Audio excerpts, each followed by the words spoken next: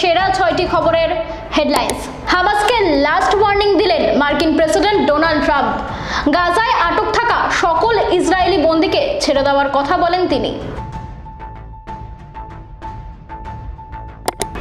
বাংলাদেশের উপর আরও বেশি আসতে চলেছে অর্থনৈতিক চাপ, কারণ কক্সবাজারে আশ্রয় নেওয়া রোহিঙ্গাদের মাসিক খাবারের বরাদ্দ অর্ধেকের বেশি কমানোর পরিকল্পনা নিয়েছে জাতিসংঘ।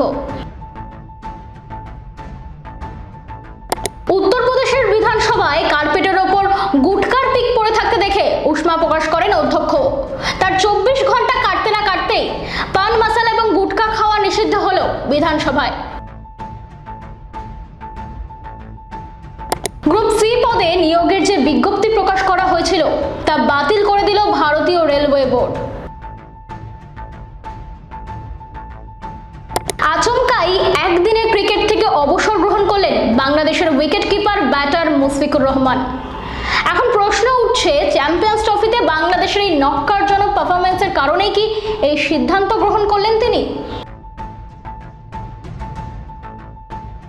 ভোররাত হলেই গায়ে জড়াতে হচ্ছে কম্বল, সকালে গরমের তীব্র জ্বালায় চালাতে হচ্ছে পাখা, চলছে আবহাওয়ার মুড সুইং। এরই মধ্যে বড় আপডেট দিল হাওয়া অফিস।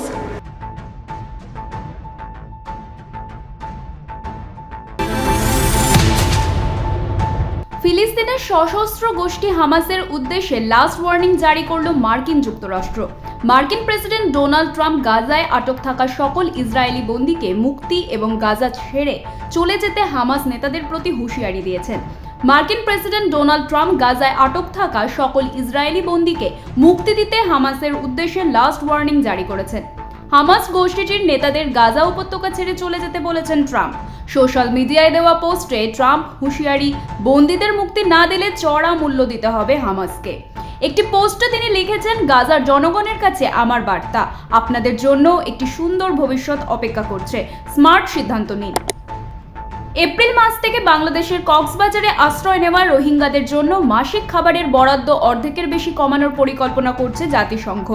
সংস্থাটির সহযোগী সংস্থা বিশ্ব খাদ্য কর্মসূচি লিখিতভাবে বাংলাদেশকে একথা জানিয়েছে। বাংলাদেশের শরণার্থী ত্রাণ ও প্রত্যাবাসন কমিশনার মোহাম্মদ মিজানুর রহমান এই তথ্য নিশ্চিত করেছেন। এর ফলে বাংলাদেশের ওপর আরও বেশি করে অর্থনৈতিক চাপ আসতে চলেছে তা স্পষ্ট।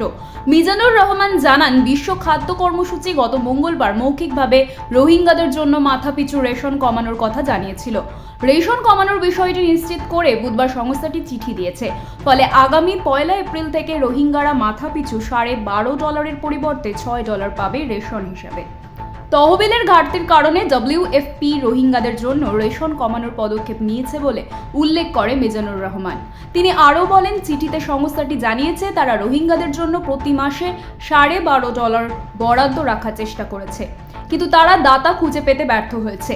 কূটনৈতিক সূত্রগুলো বলছে, বিশ্বজুড়ে যুক্তরাষ্ট্রের আন্তর্জাতিক উন্নয়ন সংস্থার তহবিল বাতিলের নেতিবাচক প্রভাব এসে পড়েছে রোহিঙ্গাদের উপর। অধিবেশন চলাকালীনও বিধায়কদের কেউ কেউ মেঝেতে পাতা কার্পেটের উপর গুটখা এবং পান মশলার পিক ফেলেন বলে অভিযোগ। তাই এবার গুটখা এবং পান মশলা খাওয়া নিষিদ্ধ করা হলো উত্তরপ্রদেশের বিধানসভায়। অধ্যক্ষ সতীশ মাহানা নির্দেশিকা জারি করলেন, কাউকে বিধানসভায় গুটখা বা পান মশলা খেতে দেখলে 1000 টাকা জরিমানা করা হবে। বিধানসভার ভেতরে পিক ফেলা নিয়ে উষ্মাস প্রকাশ করেন অধ্যক্ষ। এই বিষয়ে সরাসরি কোনো বিধায়কের নাম প্রকাশ্যে উল্লেখ করেননি তিনি। তবে অধ্যক্ষ সতীশ মাহানা বলেন, এক বিধায়ক পান মশলাকে কার্পেটের উপর পিক ফেলেছেন। আমি চাই ব্যক্তিগতভাবে তিনি আমার সঙ্গে দেখা করুক। অপরাধী বিধায়ককে ইতিমধ্যেই চিহ্নিত করা হয়েছে। এরপর স্পিকারের মন্তব্য, আমি ভিডিওতে তাকে দেখেছি, কাউকে অপমান করতে চাই না, তাই তার নাম বলছি না। তিনি নিজে এসে দেখা না করলে আমি তাকে তলব করব। অনিয়মের অভিযোগে গ্রুপ সি পদে নিয়োগ বাতিলের সিদ্ধান্ত নিয়েছে ভারতীয় রেল। বিজ্ঞপ্তি জারি করে একথা জানিয়ে দিয়েছে। রেলওয়ে নিয়োগ বোর্ডের পক্ষ থেকে জানানো হয়েছে, পরবর্তী বিজ্ঞপ্তি না করা পর্যন্ত এ বিষয়ে কোনো পদক্ষেপ করতে পারবেন না রেলের বিভিন্ন বিভাগের জেনারেল ম্যানেজাররা, যার ফলে চাকরি প্রার্থীদের মধ্যে অনেকেই হতাশ। তবে রেলের তরফে জানানো হয়েছে, সবকিছু ঠিক হওয়ার পর ফের নিয়োগ সংক্রান্ত চাকরির পরীক্ষার বিজ্ঞপ্তি জারি করা হবে। 2025 চ্যাম্পিয়ন্স ট্রফিতে বাংলাদেশ একেবারে ভালো পারফরমেন্স করতে পারেনি।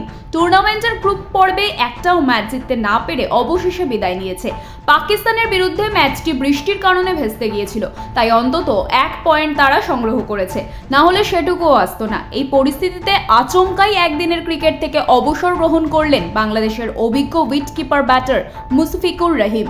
প্রশ্ন উঠছে, চ্যাম্পিয়ন্স ট্রফিতে বাংলাদেশের এমন নক্কারজনক পারফরমেন্সের কারণেই কি এই সিদ্ধান্ত তিনি গ্রহণ করলেন, যা নিয়ে ইতিমধ্যে জল্পনা শুরু হয়ে গিয়েছে। সোশ্যাল মিডিয়ায় একটি পোস্ট করে নিজের অবসরের কথা জানিয়েছেন বাংলাদেশের তারকা ক্রিকেটার মুশফিকুর রহিম। লিখেছেন, হতে পারে যে আন্তর্জাতিক ক্রিকেটে আমরা খুব একটা বেশি সাফল্য অর্জন করতে পারিনি, কিন্তু একটা কথা বলতে চাই যে আমি দেশের হয়ে খেলার সুযোগ পেয়েছিলাম। মাঠের মধ্যে নিজের 100% উজাড় করে দেওয়ার চেষ্টা করেছি। মার্চে গরমে পড়বে দক্ষিণবঙ্গ, ইতিমধ্যেই বেশ ভালো গরম পড়ে গিয়েছে। আলিপুর আবহাওয়া দপ্তরের পূর্বাভাস, শুক্রবার থেকে ঊর্ধ্বমুখী হবে পারদ। পরের সপ্তাহে মঙ্গলবারের মধ্যে তাপমাত্রা 34 থেকে 35 ডিগ্রি সেলসিয়াস পর্যন্ত ছুঁতে পারে বলে অনুমান আবহাওয়া দপ্তরের। এদিকে দক্ষিণবঙ্গ যখন গরমে পড়বে, তখন উত্তরবঙ্গে সোমবার পর্যন্ত বৃষ্টির পূর্বাভাস রয়েছে। মূলত পার্বত্য এলাকায় বজ্রবিদ্যুৎ সহ হালকা বৃষ্টি হতে পারে। বৃষ্টি হলেও আগামী 4 থেকে 5 দিন উত্তরবঙ্গে তাপমাত্রা তেমন হেরফের হবে না বলেই পূর্বাভাস। শনিবার হালকা থেকে মাঝারি বৃষ্টি হতে পারে দার্জিলিং, কালিম্পং, জলপাইগুড়ি ও আলিপুরদুয়ার জেলায়। ব্যুরো রিপোর্ট, আরভেনাম নিউজ। আজকের সেরা ছয় এই পর্যন্তই। এরকম নানান আপডেট পেতে নজর রাখুন আরভেনাম নিউজের পর্দায়।